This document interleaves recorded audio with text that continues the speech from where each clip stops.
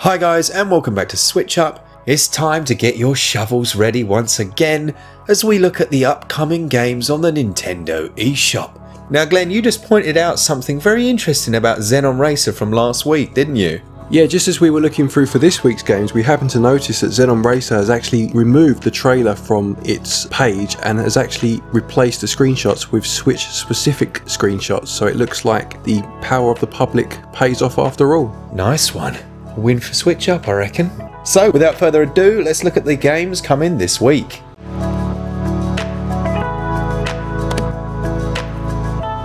Okay then, first up we have Shadow Blade Reload, which comes out tomorrow in Europe and in a few days' time in America. This is a ninja style platformer, which reminds me a bit of the Shinobi remake they did for the 3DS a few years ago. This one actually looks a lot of fun and is fairly cheap also. What we noticed straight away was how strange it was that they didn't put this trailer on the eShop. It looks absolutely brilliant.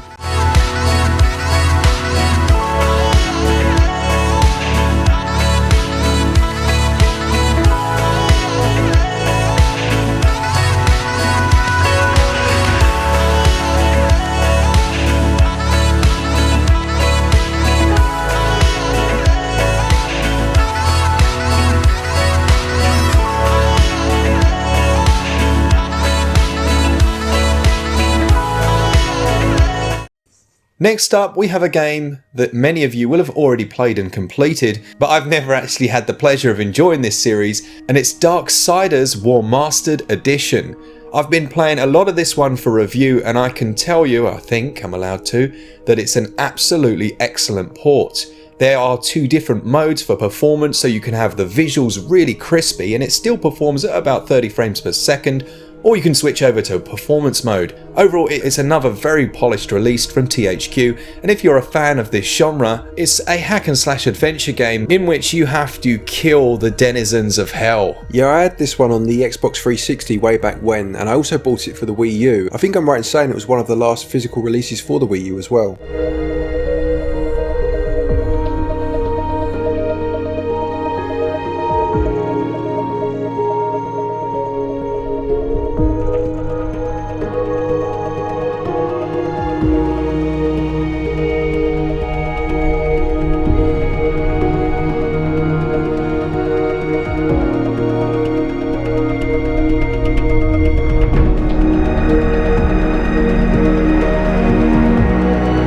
Right, next up then we've got a game called Bout of Blood, Last Captain Standing.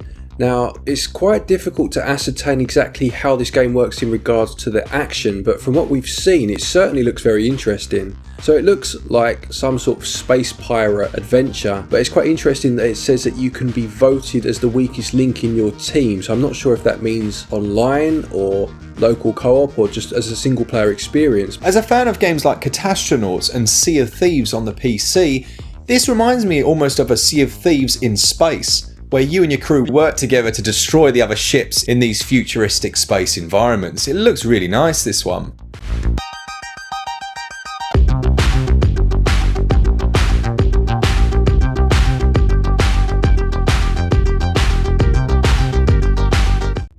Silence looks to be a cross between a game like Brothers: A Tale of Two Sons and a Grimm's Fairy Tale. The art style is absolutely lovely on this, and although it's a slightly higher price, as Glenn's going to tell you, it definitely comes from a good pedigree. Yeah, you took the words out of my mouth there. I was just thinking Grimm's Fairy Tale, to be fair, and it comes from, I'm not sure if it's the same publisher or developer, but the people behind State of Mind on the Nintendo Switch, which is a game that I very much enjoyed when I played it a couple of months ago. Very good game, that State of Mind, isn't it? Yeah. Underrated.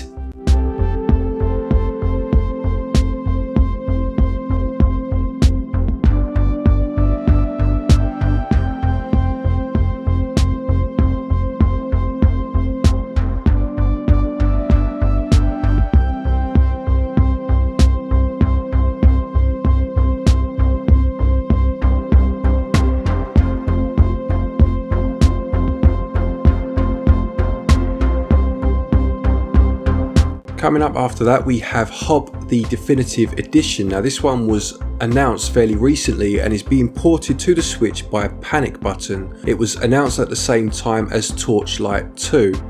Now, not knowing much about this one, but having heard good things from it having been released previously on other consoles, it looks like a rhyme sort of experience. Very colourful, very unique art style. One of those immersive experience games that you find every so often, and that we have a few of on the Switch already so far. Yeah, I think Glenn and I both have quite a good shovelware detector now, and this is not ticking any shovelware boxes. You've got Panic Button, who have done some incredible ports on the Switch, you've got a lovely art style, and you've also got a pretty decent price at around about £16, probably $20 in the US eShop.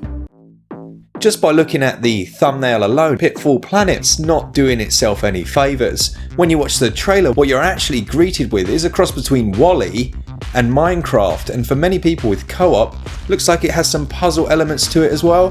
Very interesting. What do you reckon on this one, Glenn? It looks very much like another game that came out about 6 months ago now called Pode, which was a cooperative experience where you had to work together to unlock certain doors and move on to the next level. As Mark just said, the thumbnail really doesn't do this game justice, well, at least from the little we've seen. It looks like a very generic puzzler almost on the thumbnail, but the trailer really does make this game look quite intriguing. Yeah, they're making the wise choice of launching at a sale to try and get themselves some coverage in the eShop, and it looks like it's 20% off at launch.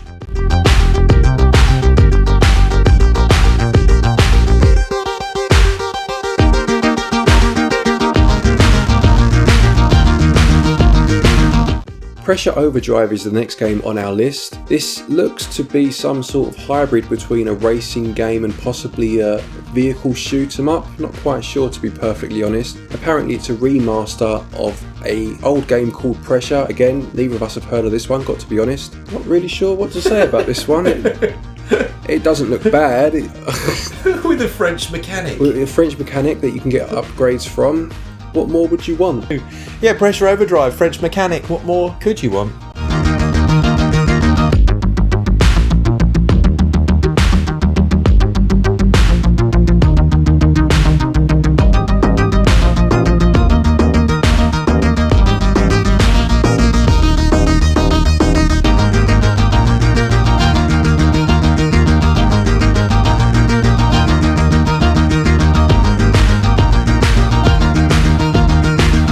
Smashing the Battle from Platinum Rocket. This one, as I'm sure you're all aware, looks right up Glenn's alley. If this was on I can almost hear his dulcet tones. Let's look at the checklist, shall we? It's got copious amounts of boobs. Check. A very nondescript description on the eShop. Check. But what this does have, Glenn, is a good price. £8.99? Come on now. Yeah, £8.99, that's not bad, I suppose. What I love about this trailer, you've got to watch this trailer by the way, is the fact that if you watch the female characters, the animation on the female characters, apart from a little bit of head bob, the only thing that jiggles are the boobs. The rest is, apart from the woman that's gyrating towards the camera for no reason at all. It's amazing. There you go. It's what's it called? Smashing the Battle. Smashing the Battle. More like bashing the bishop. What more? I don't need to say anymore. Let's cue the trailer.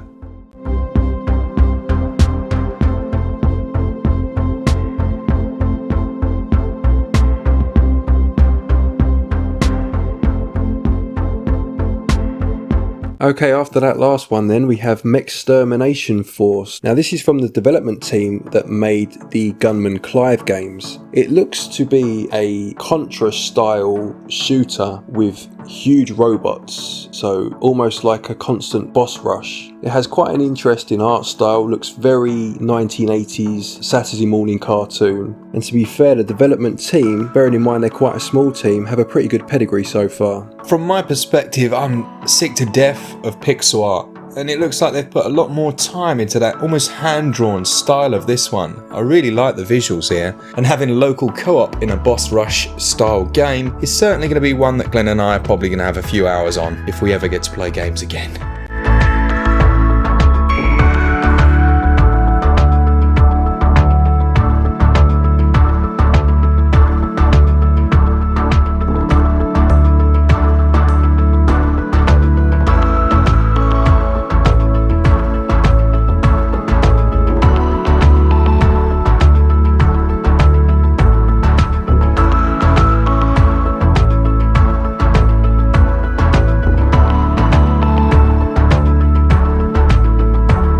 When we're going through the eShop looking for games to recommend to you guys, there are often times when we're watching a trailer and in the first few minutes we're like, what on earth is this? And to be fair, this trailer does itself no real favours in the first few moments.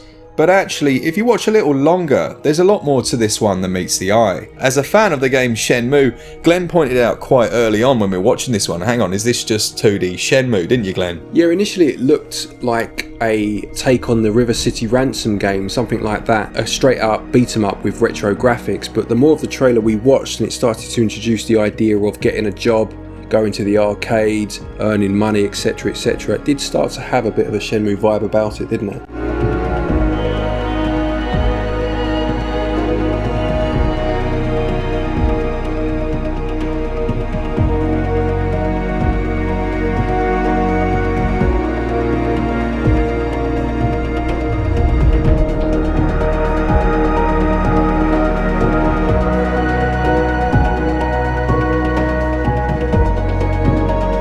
Lovely, so that concludes another week's games. We're going to have quite a few nice reviews coming for you this week.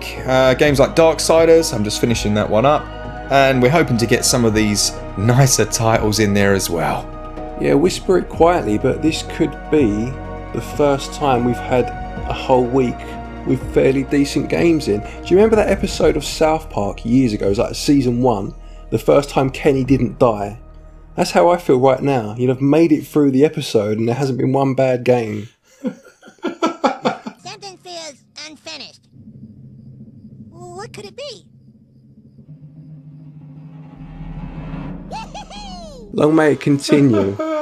Anyway, take it easy everyone. Happy gaming. Good stuff, I do remember that episode well. Thankfully we've skipped over a couple of these, to be fair, haven't we? Let's be honest, there are some absolute clangers in there. Royal advisor, anyone? No, didn't think so. For all things Switch all the time, keep it Switch up. See ya!